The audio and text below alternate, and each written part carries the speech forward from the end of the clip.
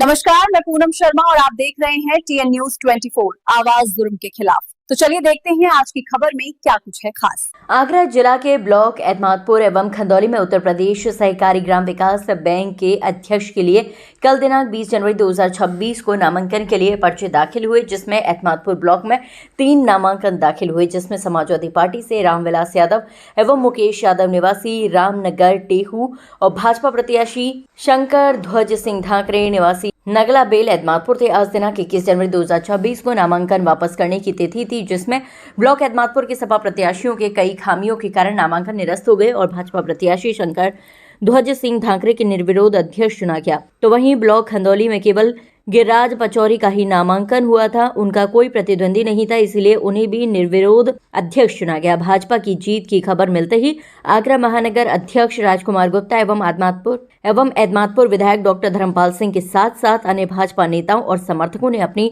Party के जीते हुए दोनों अध्यक्षों की जीत की खुशी में पुष्प वर्षा कर झूमते नजर आए। जीते दोनों अध्यक्षों ने अपनी पार्टी के नेताओं और समर्थकों का आभार व्यक्त किया। तो वहीं विपक्ष सपा के पूर्व विधायक प्रत्याशी डॉक्टर वीरेंद्र सिंह चौहान एवं अन्य सपा नेता भाजपा की झूठी जीत पर कई गंभीर आरोप शासन और प्रशासन पर लगाते दिखाई दिए।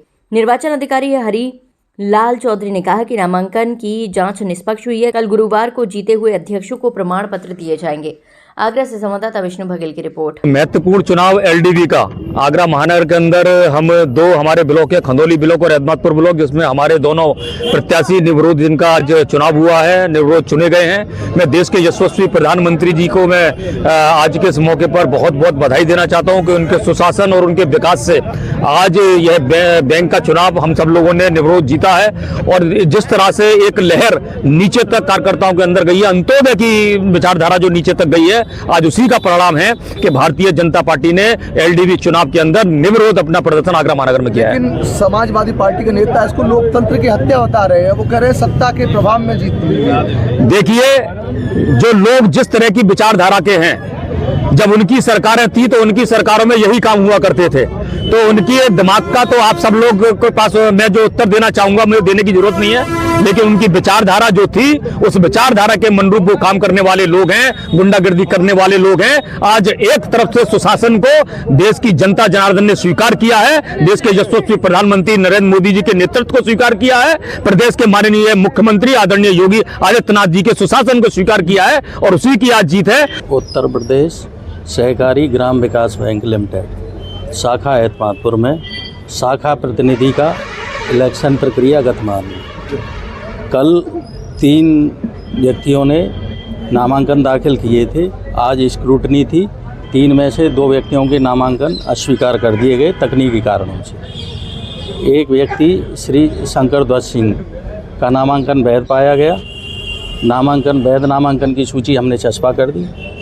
आगे कल की कार्रवाई के बाद उन्हें प्रमाण पत्र दिए। मैं अपने महानगर अध्यक्ष आदरणीय राजकुमार गुप्ता जी के नेतृत्व में ये संगठन की जीत है, उनकी व्यूह रचना की जीत है। मैं अपने महानगर अध्यक्ष आदरणीय राजकुमार गुप्ता जी को बहुत बहुत बधाई देता हूं। और निश्चित रूप से जो हमारे दोनों प्रतिनिधि जीते हैं वो किसानों के हितों में रात दिन मेहनत करके किसानों के उज्जवल भविष्य के लिए, किसानों को बैंक से ज्यादा सुविधाएं मिले, उसके लिए कार्य करेंगे। समाजवादी पार्टी के नेताओं का आरोप है कि विधायक जी अन्य वरिष्ठ नेता बीजेपी के यहाँ पर आकर के प्रशासन ने दबाव बनाया, पर्चे कैंसिल कराए।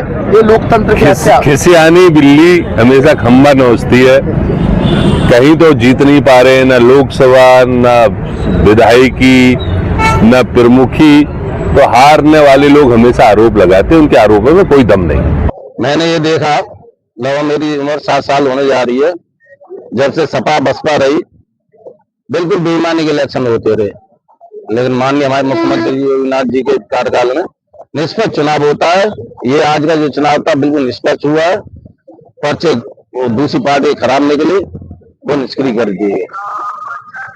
यहाँ आज उत्तर प्रदेश ग्राम विकास बैंक के प्रतिनिधि के लिए इलेक्शन हुआ है, उसमें मुझे यहाँ जीत हासिल हुई। अध्यक्ष के रूप में जैसे आप चुने गए हो, और तो क्या संदेश देना चाहोगे? और जो आप 42 साल बाद ये पद लौटा है वापस, खुशी लौटी है? बहुत खुशी हो रही है, बहुत खुशी हो रही है। वही निभाऊंगा अपने भाई साहब के पद चिन्हों पर चल के, जैसे उनने कार्य किया था, जैसे क्षेत्र में प्रतिष्ठा अर्जित की थी, उसी पद चिन्हों पे मैं चलने की कोशिश करूंगा।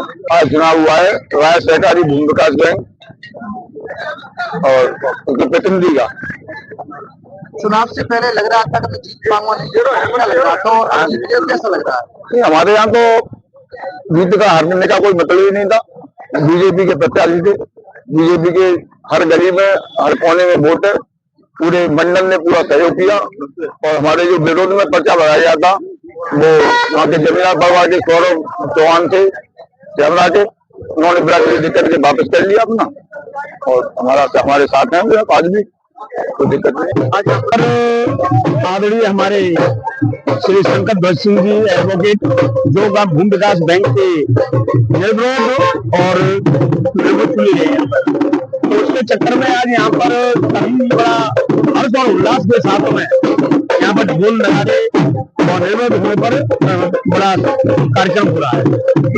ऐसा है कि इस समय आपने देखा होगा कि कोई भी भूमि विकास बैंक हो, मैं तो प्रदेश भर की कह रहा हूँ, इस समय सिर्फ बीजेपी नहीं, माननीय मोदी जी, माननीय योगी जी के नेतृत्व में जो डबल इंजन की सरकार चल रही है, उसमें हर जनता जनमानस, चाहे छोटा चुनाव या बड़ा चुनाव हो या कोई भी जाति है, वो सारी जाति इस समय भारतीय जनता पार्टी में है। तो इसलिए आज यहाँ पर विकास खंड एदमापुर पर जो भूमि विकास बैंक के तो अध्यक्ष चुने गए आदरणीय शंकर ध्वज सिंह जी, उनके भव्य स्वागत के लिए ढोल नगाड़े और बैंडों के साथ में और मिष्ठान के साथ में यहाँ पर कार्यक्रम।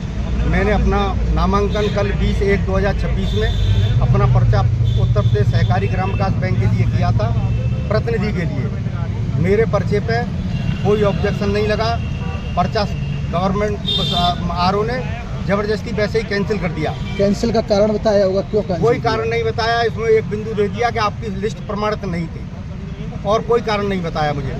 जबरदस्ती मुझसे कल से धमकियां आ रही थी कि आप अपना पर्चा वापस ले लो, नहीं हम तुम्हारे पर्चे दोनों खारिज कर देंगे। तो अमीर साहब खारिज कर देना, मैं समाजवादी से पर्चा भरा है, जब समाजवादी वाले ऊपर से कहेंगे तो मैं पर्चे को वापस करूँगा। मैंने एक एप्लीकेशन दी, एप्लीकेशन मेरी दी नहीं, आरओ साहब उठ के चले गए सुबह ही 10 बजे।